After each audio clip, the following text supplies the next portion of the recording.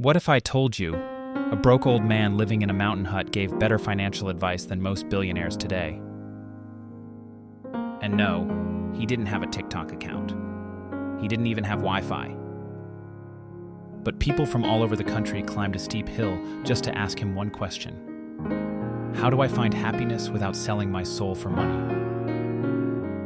Once upon a time, in a sleepy town in Oregon, lived a man named Max Harper, 39 years old, recently divorced, fired from his job, and broke, like the kind of broke where even the vending machine ignores your quarters.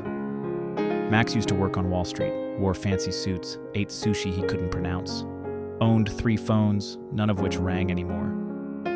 One day, after watching his crypto portfolio collapse like a badly built IKEA shelf, Max packed a single backpack, left a note on his fridge that said BRB, Finding Happiness, and drove into the mountains. But here's where it gets weird. He was looking for someone. A man locals called Zen Dan. A mysterious hermit known for solving life's biggest problems with just one sentence. No fees, no courses, just tea and truth bombs. Max didn't believe in this stuff. He thought Zen Dan was probably some retired hippie with a beard longer than his resume. But hey, when your credit score's lower than your shoe size, you try anything. After hours of hiking, tripping over rocks, and yelling at squirrels, Max finally reached the hut. A tiny wooden shack surrounded by silence, pine trees, and surprisingly, a Wi-Fi symbol made of rocks. He knocked. Out came Zen Dan, a thin, wrinkled man with the smile of someone who knew too much. "Ah," said Dan, "you've come for the answer." Max blinked. "How do you know what I came for?" Dan sipped his tea. "People with full wallets and empty hearts walk the same way." Oof. Max didn't know whether to be impressed or offended. He sat down, looked Dan in the eye. "Listen," Max said, "I've had money. I've lost it. I've had relationships, lost those too. I chased success my whole life. Now I don't even know what I'm chasing anymore. I just want to be happy." Dan smiled, and then said absolutely nothing. For 3 whole minutes. Just sipped his tea, blinked, let Max stew in awkward silence.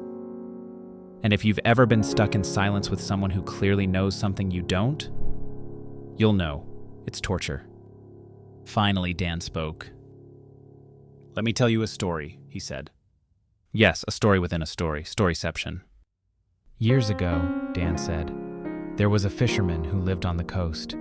He caught just enough fish each day to feed his family. Every afternoon, he'd nap under a tree, play with his kids, and watch the sunset with his wife. One day, a businessman visited.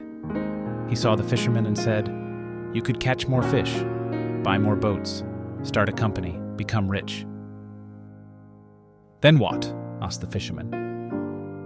'Then,' the businessman said, 'you could retire and finally relax with your family, nap under a tree, and watch sunsets.' The fisherman smiled, because he already had all that. Max went silent. He got it.